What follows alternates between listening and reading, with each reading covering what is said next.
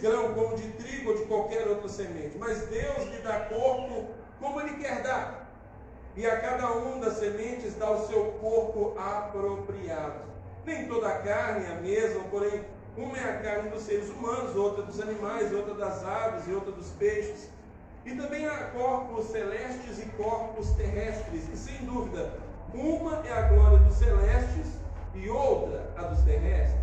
Uma é a glória do sol, outra é a glória da lua e outra a das estrelas, porque até entre estrela e estrela há diferentes glórias. Pois assim também é a ressurreição dos mortos. Semeia-se corpo na corrupção, ressuscita na incorrupção. Semeia-se em desonra, ressuscita em glória. Semeia-se em fraqueza, ressuscita em poder. Semeia-se corpo natural e ressuscita corpo espiritual. E se há corpo natural, há também corpo espiritual. Pois assim está escrito: o primeiro homem, Adão, se tornou um ser vivo, vivente. Mas o último Adão é espiritual. Sim, o natural vem e depois o espiritual. O primeiro homem, formado do pó da terra, é terreno. O segundo é do céu. Como foi o homem terreno, assim também são os demais, que são feitos do pó da terra. E como é o homem celestial, assim também são os celestiais. E assim como trouxemos a imagem do homem terreno, traremos também a imagem do homem celestial. Com isso quero dizer, irmãos, que a carne e o sangue não podem herdar o reino de Deus, nem a corrupção herdar a incorrupção. Amém. Vamos orar. Pai querido, essa é a tua palavra, e essa mensagem que o profeta perguntou: quem creu na nossa pregação? Jesus Cristo é o centro da mensagem. Amém. Jesus Cristo é o centro do Evangelho. Jesus Cristo é o centro da Bíblia e é o centro do universo inteiro. Glória a Deus. Todas as coisas foram feitas por Ele, sem Ele nada do que foi feito se fez. Amém. Ele é a palavra, Ele é o verbo, Ele é a vida, e é Ele que dá a vida a quem Ele quer. Aleluia, Jesus. Nós nos prostramos, nós rendemos-te graças e te adoramos nessa noite, ó Cordeiro Santo. Tu és o nome entronizado e exaltado acima de todos os nomes. Não há ninguém que se possa nomear, nem no céu, nem na terra, nem debaixo da terra, pois somente o nome de Jesus salva. Nós temos o Senhor é o nosso Rei, e nós queremos que a nossa vida seja Cristo. Tudo que falarmos seja Cristo, tudo que vivermos seja Cristo, tudo que fizermos seja Cristo, para a glória do teu nome. Amém. Amém. Podemos assentar? O que acontece na ressurreição do corpo? O que acontece? Se temos falado nessas semanas do capítulo 15 sobre a ressurreição, já é hora de nos imaginarmos ressurretos. Está na hora de fazermos um exercício mental de como será a minha ressurreição, como será a sua ressurreição. Essa ilustração que Paulo dá aqui, no versículo 37, e quando semeia, você não semeia o corpo que há de ser, mas o simples grão, como de trigo. Você sabia que o trigo, ele é um símbolo do Evangelho, por causa da semente do trigo, mas ele também é o símbolo da ressurreição, por causa da planta, a planta chamada trigo. Então, por um lado você tem a semente do trigo, que é o Evangelho, e você sabe que a semente, ela contém a essência daquilo que vai ser. A semente não é a planta nascida, a semente é o projeto perfeito que vai dar origem à planta. Portanto, quando você tem a semente do Evangelho, você tem alguma coisa. Se você tem a semente de trigo, que é o Evangelho, você tem a essência daquilo que será. Daquilo que será. É pela fé.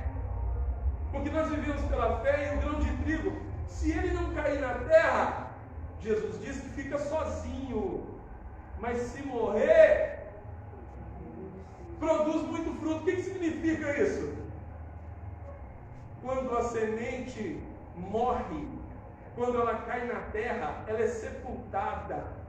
E essa semente é a semente que foi plantada. É o Evangelho no coração do homem. E quando o homem morre, depois que ele morre, ele ressuscita. E essa é a semente que produziu fruto. Essa é a semente que foi semeada no Evangelho. Você é semeado em vida, mas é colhida da morte. Está entendendo? A gente não gosta muito de falar de morte, não. Quero te dizer uma coisa. Esse é o anseio e a parte mais importante da vida cristã para um verdadeiro cristão. É a sua eternidade com Deus. Onde você vai passar a eternidade? E é sobre essas coisas que o apóstolo Paulo está aqui dimensionando, trazendo para os seus discípulos em Coríntios. Se nós vivemos nessa terra, e ele já disse isso, nós já lemos, sem a perspectiva da eternidade, sem a visão da ressurreição, nós somos as pessoas mais infelizes da terra e miseráveis. Porque estamos nos privando e sendo provados por uma causa que só pertence a essa terra.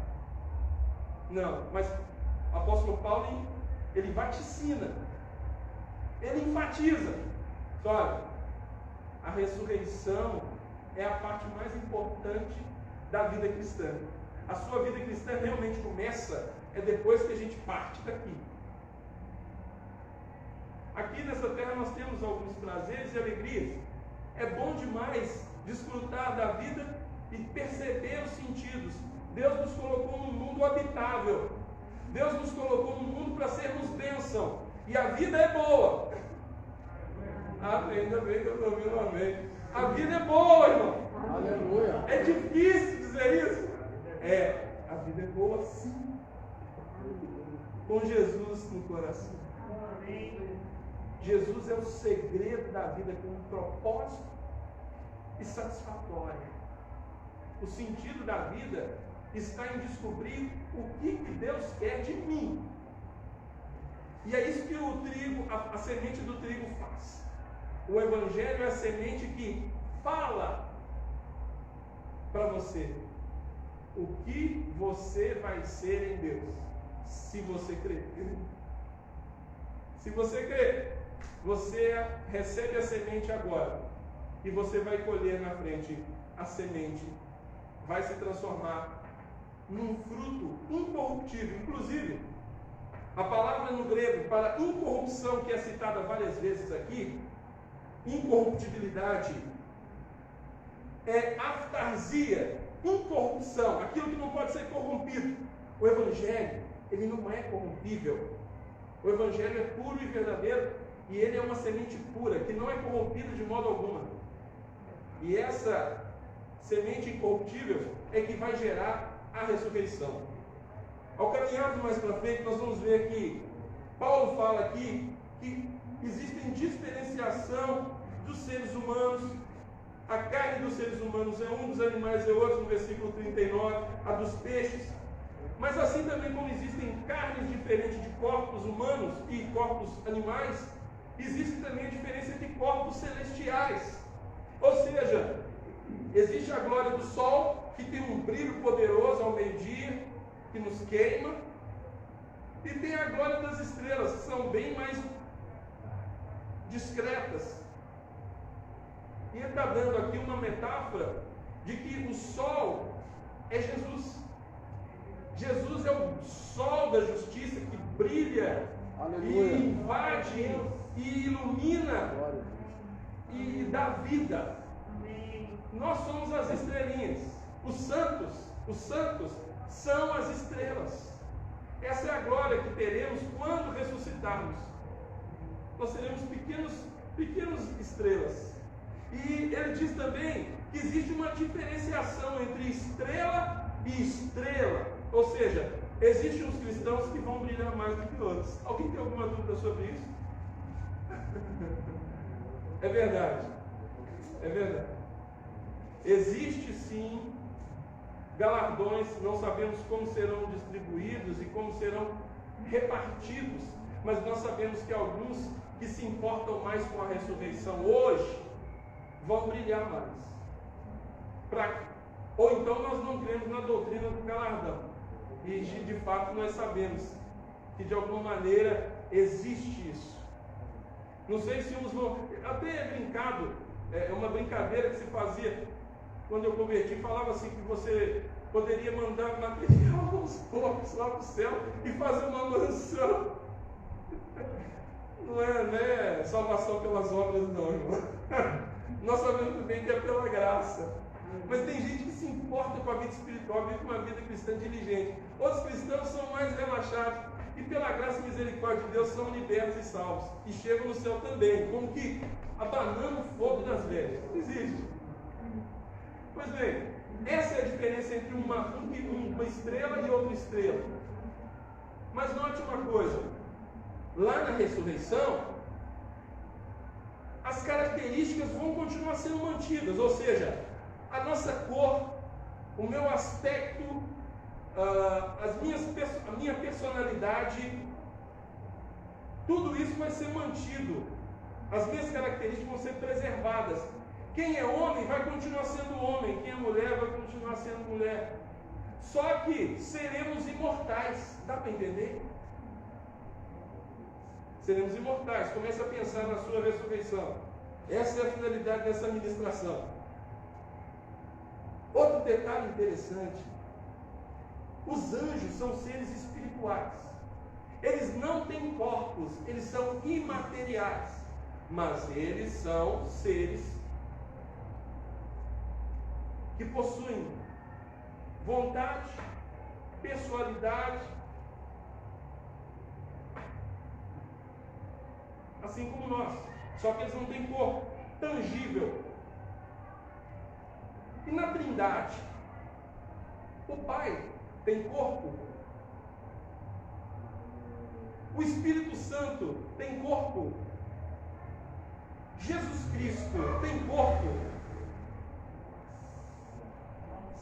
Está quase na escola dominical que não, né? Não. Lá a Trindade Santa e Eterna, dos três, o único que possui corpo é Cristo Jesus. Porque Cristo Jesus, ele assumiu a forma humana e veio em carne. E ele ressuscitou como o primogênito dos mortos. Portanto, lá no céu nós temos alguém que tem corpo, gente. Nós temos alguém que é semelhante a nós lá na glória. Ele está à destra da majestade de Deus, intercede por nós como nosso advogado supremo. Aleluia, louvado seja Jesus Cristo. É isso que a palavra aqui no versículo 49 fala sobre: trouxemos a imagem do homem terreno, também traremos a imagem do homem celestial.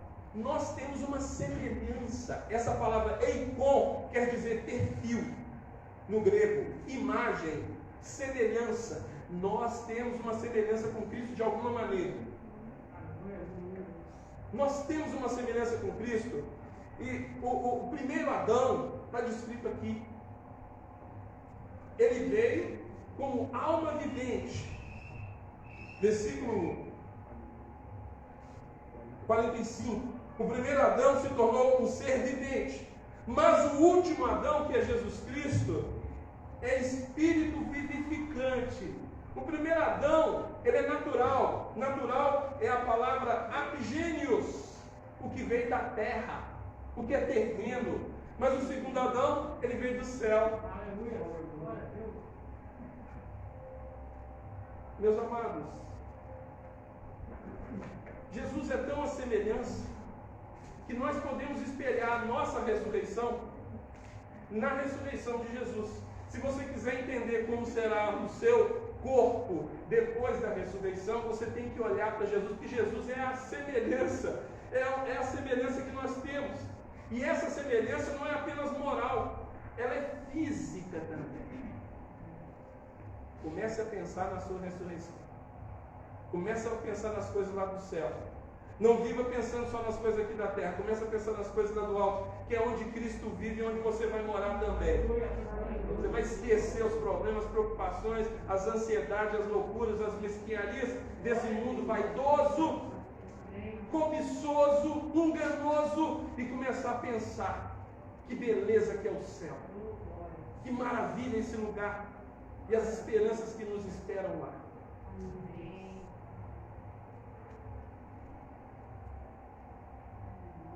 Em Lucas 24, estou lendo a Bíblia e cheguei em Lucas 24 essa semana e aconselho a ler a Bíblia toda. É muito bom. No capítulo 24 de Lucas, nós vemos a descrição da ressurreição de Jesus Cristo, e é como uma pintura perfeita que mostra o que acontece com Jesus e o que acontecerá conosco. Note que nos primeiros versículos, o anjo que está na sepultura, onde Jesus ressuscitou naquele domingo da Páscoa, ele manda avisar para aquelas mulheres: o que vocês estão, versículo 5, o que vocês estão procurando entre os mortos? Aquele que vive, ele não está mais aqui. Vão e anunciem em Galileia. Vão e anunciem, vou ler tudo aqui, vão e anunciem que ele ressuscitou. Lembre do que ele falou estando ainda na Galileia: é necessário que o Filho do Homem seja entregue. Elas se lembraram das palavras de Jesus e voltaram do túmulo anunciando, ou seja, elas não viram o Senhor, elas ouviram a ordem do anjo, e o anjo falou: avisem lá que ele não está mais no sepulcro. Elas, as mulheres, que era Maria Madalena e a Maria, mãe de Jesus, elas foram até os discípulos contar o que o anjo mandou elas dizerem. Acontece que dentro de um contexto histórico e cultural, elas não têm crédito como testemunhas, e eles duvidam dela, além de que parece um desvario. A Bíblia aqui cita a palavra desvario, ou seja, parece um delírio, parece um devaneio, é um sonho, essas mulheres estão sonhando. Os discípulos não acreditaram quando elas lhes contaram aquilo que o anjo falou. E então, o próprio Jesus aparece. O próprio Jesus aparece. Note mais adiante,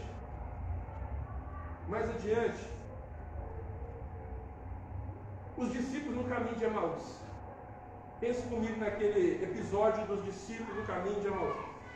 Jesus aparece, enquanto os dois discípulos estão ali trocando luto, né? Um consolando o outro e falando: a vida é assim, tristeza, o nosso Jesus morreu, olha o que os homens fizeram com ele. E enquanto eles estão ali andando e laboreando pela vida, o próprio Jesus aparece para eles, mas não se revela. E começa a ter um diálogo de fé. Jesus começa a provocar neles. Porém, eles não conseguem corresponder e ficam se lamuriando e continuam tristes e continuam chorosos, até que Jesus os repreende e diz: ó nécios, tolos e tardios em crer em tudo aquilo que os profetas disseram a respeito do Cristo, de que ele havia de padecer e que depois ele ressuscitaria. E aí ele foi falando as escrituras, e pelo caminho até chegar na aldeia. Aí você lembra? O que aconteceu? Eles chegaram em Emaús, enquanto Jesus estava contando uma viagem longa, de 70 estádios. E quando Jesus é convidado para entrar e cear, ele entra. continuam não reconhecendo, mas eles estão gostando da conversa, a conversa está tão boa. E Jesus se senta com eles e eles põem pão para Jesus comer. E Jesus tem um jeito especial de partir o pão que não sei o que é, vou perguntar quando lá chegar. Como é que é o jeito de Jesus partir o pão? Porque João fala que quando Jesus partiu o pão, eles perceberam que era o Senhor. E naquela hora os seus olhos são abertos. E quando os seus olhos são abertos, imediatamente Jesus desaparece bem diante da vista deles. Portanto, primeiro momento em que aparece Jesus, o corpo, ele come, ele se assenta, mas ele também desaparece quando quer. Isso é um detalhe interessante para entendermos a ressurreição. Então, esses discípulos de Emaús saem espavoridos, eles vão animados, cheios de alegria, saem correndo e vão lá de novo para Jerusalém, para encontrar com os outros discípulos e contarem que Jesus apareceu para eles. E eles chegam lá para falar com os outros discípulos, e quando eles lá chegam, começam a contar. E enquanto eles estão contando, quem que aparece no meio? Entre eles, o próprio Senhor Jesus. Aleluia! Não há limite, não há lugares, não há nada que agora o impeça. Com o corpo ressurreto, ele pode estar em qualquer lugar.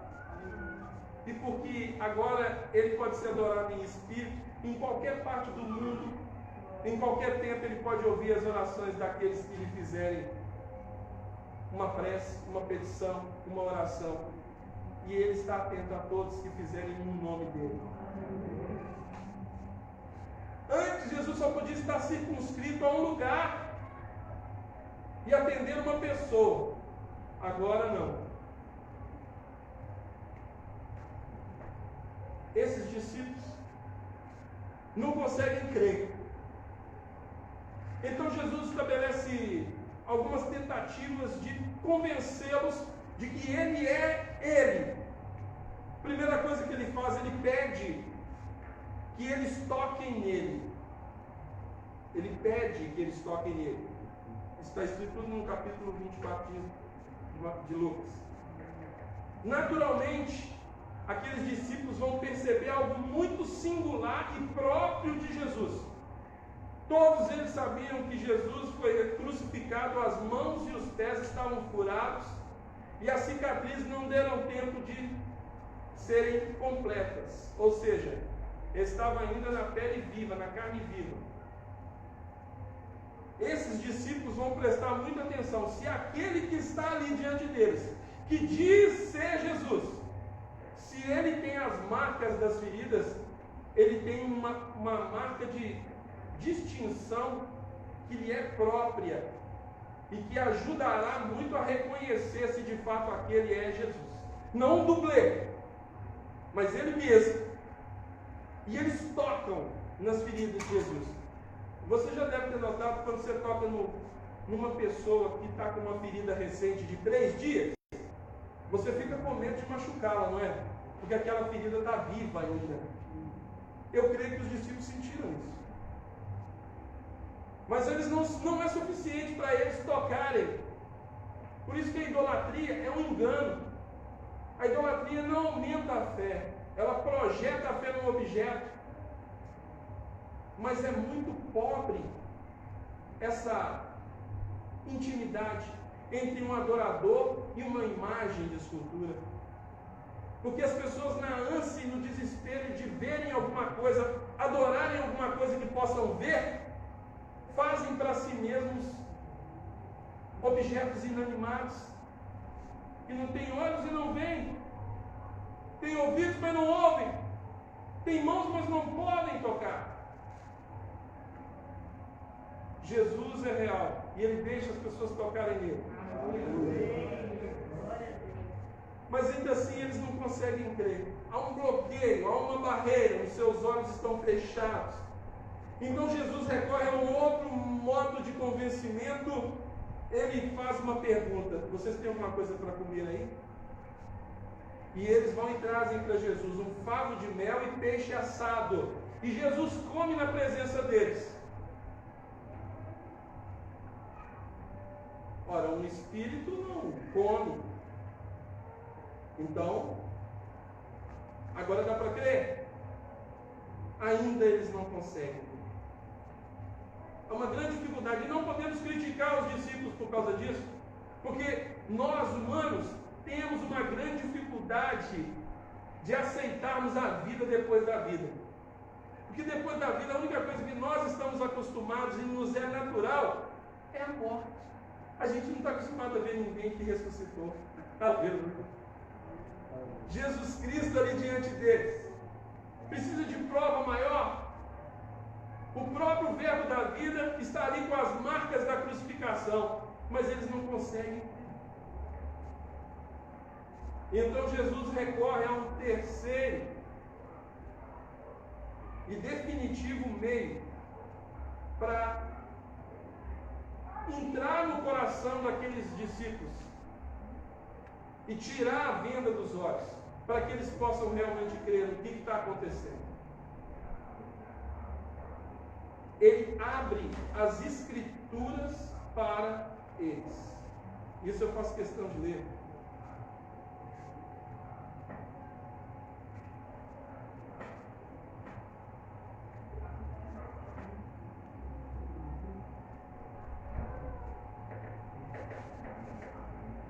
Olha aqui, versículo 25 de Lucas 24. Então lhes disse Jesus: como vocês são insensatos. Olha Jesus repreendendo de novo a incredulidade. E demoram para crer em tudo que os profetas disseram. Ele repetiu a mesma coisa que ele falou para os discípulos de Emaús. Versículo 26. Não é verdade que o Cristo tinha de sofrer e entrar na sua glória? E começando por Moisés e todos os profetas, explicou-lhes o que constava a respeito dele em todas as Escrituras.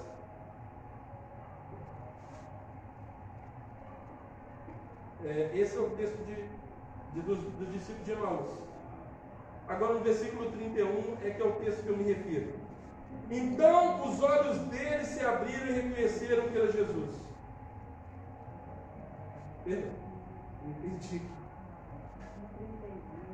Não, é 45. 44, para ficar melhor. A seguir Jesus lhes disse: são estas as palavras que eu falei estando ainda com vocês. Era necessário que se cumprisse tudo que está escrito a respeito de mim na lei de Moisés, nos profetas e nos salmos.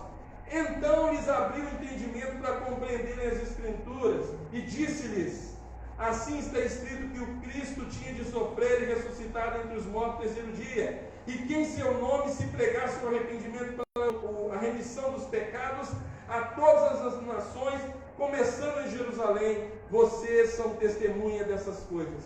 Então eu recorri aqui a uma leitura anterior, falando sobre o que ele disse para os discípulos de Emaús, e depois na segunda aparição, essa aqui última do versículo 45, é que se refere a esse meio que Jesus usou para convencer os discípulos, expondo as Escrituras. Ele expôs a Escritura de Moisés, os profetas, tudo que o livro de Isaías falou. Para quê? Os discípulos precisavam de ouvir a palavra da boca do Senhor. Sabe por quê? Porque eles estavam sem fé. Ainda que o verbo vivo estava ali com as suas mãos e pés curados, ainda assim, porque está escrito: a fé vem pelo ouvir, e ouvir a pregação da palavra de Deus. É a pregação, e Jesus sabe muito bem, ele é o verbo. Então é por isso que Jesus, depois de ressuscitar, ele não está pregando, não é para incrédulos não, ele está pregando para os próprios crentes a respeito da ressurreição. E mesmo assim Jesus precisa de abrir a Bíblia para eles e mostrar. Você está vendo como é que as Escrituras são importantes? Todas essas passagens auxiliares que eu estou tirando apenas reforçam o tema inicial e o texto inicial. Eu estou falando sobre a ressurreição de Cristo, estou falando como será a nossa ressurreição, e ainda me resta, antes desse apelo, que vai ter apelo também, recorrer a uma última passagem de Lucas, que é pertinente para a nossa compreensão sobre o que vai ser a minha ressurreição e a sua ressurreição. É o texto do Lázaro e do rico. Quem conhece a parábola do Lázaro e do rico? O rico foi para o inferno. No meio da parábola, o resumo da história é essa. O rico foi parar no inferno. O Lázaro foi para o céu. E o rico, quando estava no tormento, ele clama ao pai Abraão, que é uma representação do Deus Jeová para os judeus, tá? Então ele está falando com Deus. E ele pede uma coisa, o rico, ele pede: pai Abraão, por favor, me permita sair daqui para ir até os meus irmãos lá na terra, para avisar-lhes que se arrependam, que creiam na vida com Deus, que creiam na lei, para não virem parar nesse lugar onde eu estou no tormento. E o pai Abraão, Deus, explica para o rico: olha, existe um abismo entre o céu, o inferno e o mundo dos homens, a terra, de modo que eles não podem passar para lá e os daqui não podem passar para lá. Entendeu? E então o rico, mostrando que mesmo depois de morto, parece ainda continuar com uma característica de erro, tenta convencer ou enrolar e diz ao pai Abraão: mas, pai Abraão, se um morto ressuscitar do inferno e vier até eles lá na terra, só assim eles vão crer. É preciso que alguém ressuscite os mortos. Então deixa eu ir lá e contar para eles. Mas acontece que Deus, Ele sabe os propósitos e as intenções do coração. E Ele sabe muito bem que aquele homem não estava nem um pouquinho preocupado com seus irmãos. Então já vista que ele estava ali no inferno, porque provavelmente era alguém que só pensava nele e viveu para si e teve a sua oportunidade. Aí o pai Abraão simplesmente fala com ele: olha, lá na terra eles têm a lei e os profetas, e lá eles poderão ouvir o Evangelho, para não virem parar nesse lugar. Mas pode ter certeza que ainda que um morto ressuscite do inferno para vir contar para eles, eles não vão acreditar. E essa resposta, ela é cabal, ela é definitiva para todos nós aqui presentes e para o mundo todo, e que explica muita coisa que parece um mundo confuso, um mundo caótico. Mas a explicação está nessa resposta de Lucas.